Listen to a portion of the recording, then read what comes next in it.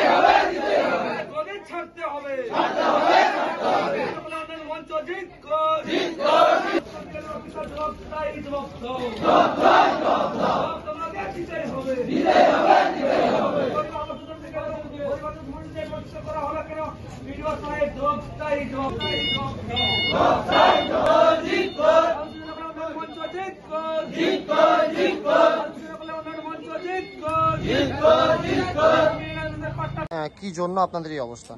আমাদের আবাস যোজনা পাইনি, সেই জন্য। আর কি কি আবাস দাবি? যোজনা ভূমিহীন মানুষদের পাট্টা প্রদান করেনি এবং পিএইচই প্রকল্প, যেটা আমাদের জল প্রকল্প, সেটা থেকেও আমাদের আদিবাসী মানুষ বঞ্চিত। হ্যাঁ, অথচ যারা অযোগ্য ব্যক্তি তাদের বাড়ি ঘর সব হয়ে যাচ্ছে, কিন্তু আমাদের ভূমিহীন আদিবাসী আজকে আমাদের দাসপুর ব্লকে আপনারা দেখেছেন, আমাদের দাসপুর ব্লকে প্রায় ২,০০০ থেকে ৩,০০০ আদিবাসী মানুষ বসবাস করছে, হো সম্প্রদায়ের মানুষ বা এসটি সম্প্রদায়ের মানুষ। কিন্তু আপনারা যদি সার্ভে করে দেখেন বা আপনারা যদি দেখেন সার্ভে করে আমাদের ম্যাক্সিমাম মানুষ কতজন পেয়েছে, প্রত্যেকটা আমাদের পোস্তঙ্কা, আপনার ৩-২ অঞ্চলের পোস্তঙ্কার জিপিতে মানে বুথে একটা আদিবাসী মানুষ আবাস যোজনার আওতায় নেই। আবার আপনাদের নিজ নাড়া জলে প্রায় ৩০০ নিজ নাড়া জল আপনার জিপিতে ৩০০ আপে আদিবাসী সম্প্রদায়ের মানুষ বসবাস করছে। আবাস যোজনা পেয়েছে মোটামুটি গণাগন্তি 200 নয় 10টি। এই বিষয়ে জানিয়েছিলেন না? হ্যাঁ, আমরা এই বিষয়ে অনেকবার বিডিও সাহেবকে এবং বিএলআর সাহেবকে জানিয়েছি। বিডিও সাহেব বলছে আপনাদের পাট্টা নেই, সেই জন্য আপনারা আবাস যোজনার বাড়ি পাচ্ছেন। এটা কি যুক্ত কথা বললেন উনি? আমাদের যদি পাট্টা যদি না থাকে তাহলে আমাদের অঞ্চলের ট্যাক্স, আমরা বছরের পর বছর অঞ্চলে আমরা ট্যাক্স দিচ্ছি, আমরা সরকারকে ট্যাক্স দিচ্ছি, ইলেকট্রিক বিল দিচ্ছি। যখন গভর্নমেন্টের বড় প্রকল্প আসছে আবাস যোজনার মতো প্রকল্প, সেখানে বলছে আপনারা পাওয়ার যোগ্য নয়। আপনার নাম? আমার নাম রাকেশ নাইক বিরু। অবস্থান বিক্ষোভ। জোয়ারগে আজকে আমাদের এখানে অবস্থান বিক্ষোভ হচ্ছে অনেক আদিবাসীদের অনেক সমস্যা নিয়ে। যেমন আপনি দেখুন, এখন আবাস যোজনা নিয়ে যে বিষয়টা আন্দোলন, সেটা অনেক আদিবাসী পায়নি। এবং আমরা যে সরকারি খাস জায়গায় বসবাস করছি, সেই জায়গা বছর বছর আমাদের অঞ্চল ট্যাক্স নেওয়া হচ্ছে।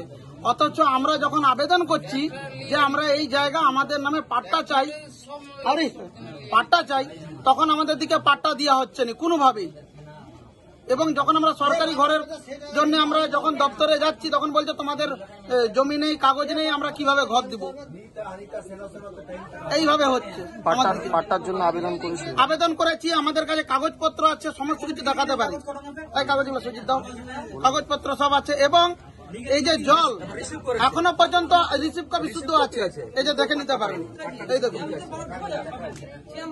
কিভাবে দুর্নীতি চলছে, এটা আপনারা তুলে ধরুন আমাদের চ্যানেলের মাধ্যমে। অথচ এখনো পর্যন্ত আদিবাসীদের দিকে জল থেকে বঞ্চিত করে রেখেছে, গরিব মানুষদের দিকে রঙে ফেলছে, রাজনীতি রঙে। গরিব আমরা খেটে খাওয়া মানুষ, আমাদের কিসের রং? এই দলদাস হয়ে এই দাসপুর বুকে ওসি থেকে বিডিও থেকে বিএলআর থেকে সমস্ত দপ্তরেরা দলদাস হয়ে কাজ করছে। যেখানে মাননীয় আদিবাসী সম্প্রদায়ের মানুষকে নিয়ে নৃত্য করছে, স্টেজে দেখাচ্ছে আমরা আদিবাসী মানুষদের পাশে আছি। অথচ সেই নাচের আড়ালে আদিবাসীদের অস্তিত্ব বিনাশ বসেছে এই সরকারের আমলে। এরা সব দলদাস হয়ে কাজ করছে। যেখানে পাবলিক সার্ভেন্ট, সাধারণ মানুষের ট্যাক্সের টাকা এদের সংসার চলে, এরা দলদাস হয়ে কাজ করছে।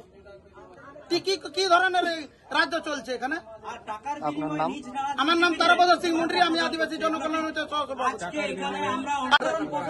বড় বড় আমলাদের খাস হেরিটেজ জায়গা পাট্টা করে দিয়েছে। যদি প্রমাণ চান, আমি বারবার বলছি চ্যানেলদের দিকে, আমরা নিয়ে যে প্রমাণ সাপেক্ষে দেখাবো কিভাবে হচ্ছে। আমার বাড়ির পাশে একটা 3 লাখ টাকার বাথরুম স্যাংশন হয়ে আছে, আজও পর্যন্ত পাবলিক ব্যবহার করতে পারেনি, আবর্জনা হয়ে পড়ে আছে। সব টাকা খেয়ে নিয়েছে এরা।